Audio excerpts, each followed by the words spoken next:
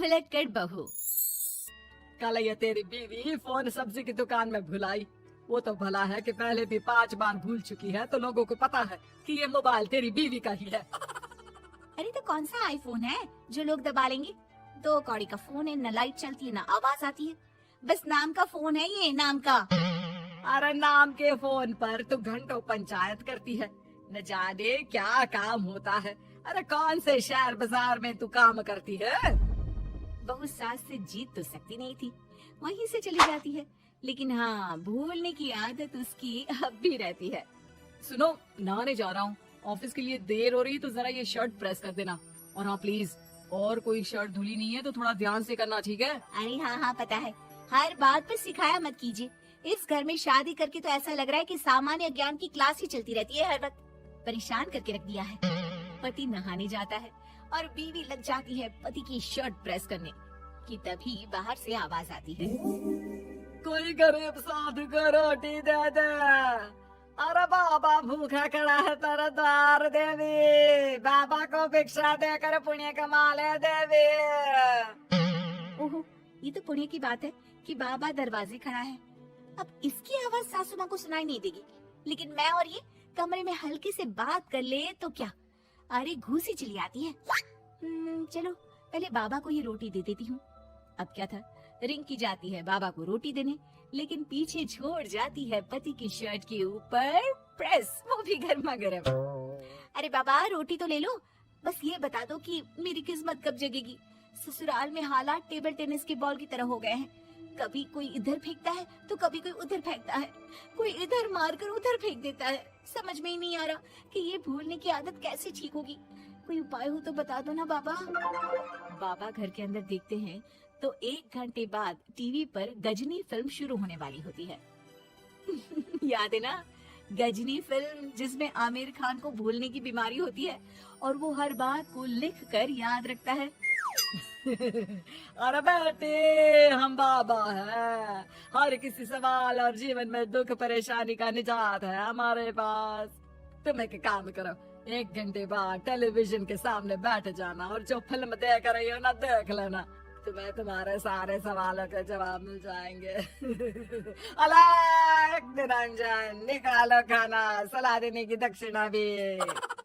अरे बाबा, जीवन से ये वाली समस्या खत्म हो जाए तो समझिए मेरे घर से आपका लंच पैक शुरू, वो भी बिल्कुल फ्री में। तभी अंदर से पति के जोर जोर से चीखने की आवाज आती है। अरे क्या मजाक बना रखा है तुमने? ये क्या है, पूरी शर्ट जला दी। तंग आ गया हूँ मैं तुम्हारी भूलने की आदत से। भगवान, ये मेरा गधा जैसा बेटा सारा दिन जितनी कमाई नहीं करता उतना तो ये लड़की नुकसान करवा देती है। बाबा, लग रहा है कि कोई कांड हो गया है अंदर मुझसे। अच्छा मैं ना 1 घंटे बाद बैठ जाऊंगी फिल्म देखने, विदा लीजिए अब तो आप। जैसे ही वो घर के अंदर जाती है, सामने पति खड़ा होता है फटी शर्ट पहनकर। माफ करिए, पापा आ गए थे दक्षिणा के लिए। अब कर्म और धर्म का लेखा जोखा भी तो संभालना है ना जीवन में, तभी तो चली गई थी उन्हें रोटी देने। वैसे खुशी की बात है, बाबा ने कहा है कि 1 घंटे बाद टीवी देखना है और टीवी देखते ही मेरी ये बीमारी का निजात निकल जाएगा। हाँ हाँ, और जो नुकसान हो गया है यहाँ, वो क्या तेरा जोगी बाबा भरेंगे? देखिए प्लीज शर्ट बदल लीजिए ना। नहीं, आज तो मैं ऐसे ही जाऊंगा ताकि लोगों को भी पता चले कि कैसी भुलक्कड़ बीवी के साथ निभा रहा हूँ मैं। शुक्र मानो कि छोड़ा नहीं है तुमको। पति की ये बात तो अब रिंकी के तन बदन में लग जाती है। वो सोच लेती है कि अब किसी भी हालत में वो अपनी ये भुलक्कड़पन की बीमारी को खत्म करेगी। फिर क्या था, पति तो फटी शर्ट पहनकर चला जाता है और 1 घंटे बाद बहू कमरे में सो रही होती है कि सास आ जाती है। अरे भुलक्कड़, तुझे तो फर्क नहीं पड़ता, लेकिन हम लोग परेशान हो चुके हैं। जा, तेरा बाबा बोल रहा था ना 1 घंटे बाद टीवी देखना, तो जा देख, क्या पता कुछ सुधार हो जाए। बहू टीवी खोलती है तो सामने चल रही होती है गजनी फिल्म, जिसमें आमिर खान शरीर में या दीवार में लिखकर अपनी चीजों को याद रखता था। उत्तरी, वाह, ये तो सच में बड़ा सही आइडिया है। इससे मुझे याद रहेगा कि क्या करना है और क्या नहीं। अब तो मैं भी सब सीख लिया करूंगी। वो टीवी बंद करके किचन में जाती है कि सास की आवाज आती है। अरे तेरी बुआ सास आ रही है, खाना बना लेना उसके लिए भी। जी माँ जी, बिल्कुल बना लूंगी। और सुन, वो कल वाला जो आटा बचा था ना, उसकी 2 रोटी बुआ सास के लिए बना देना। आटा पड़ा पड़ा खराब ही हो रहा है। बहू फटाफट रोटी बनाती है, लेकिन तभी उसे ध्यान आता है कि बुआ सास की रोटी तो पुराने आटे से बनानी थी। वो पुराना आटा लेकर रोटी बनाकर उस पर पेंसिल लिख देती है, पुराने आटे की रोटी बुआ जी के लिए। अरे क्या बन रहा है खाने में? भाभी, आपकी बहू की क्या हाल है? भूलने की बीमारी कम हुई या ऐसी ही तबाही मचा रखी है? अरे क्या बताए, अब आज किसी बाबा से उपाय पता किया है, देखो जरा। भाभी, ये आप ही हो जो संभाल रही हो ऐसी बहू। हम लोगों से तो पता नहीं हो पाता या नहीं। तभी वहाँ बहू आ जाती है। हाँ, तभी तो मैं इनकी बहू हूँ, आपकी नहीं। वैसे मैंने तोड़ निकाल लिया है। अब क्या था, बुआ सास जैसे ही खाना खाने बैठती है कि सास बोल पड़ती है। बहू, याद तो होगा नहीं जो बोला था?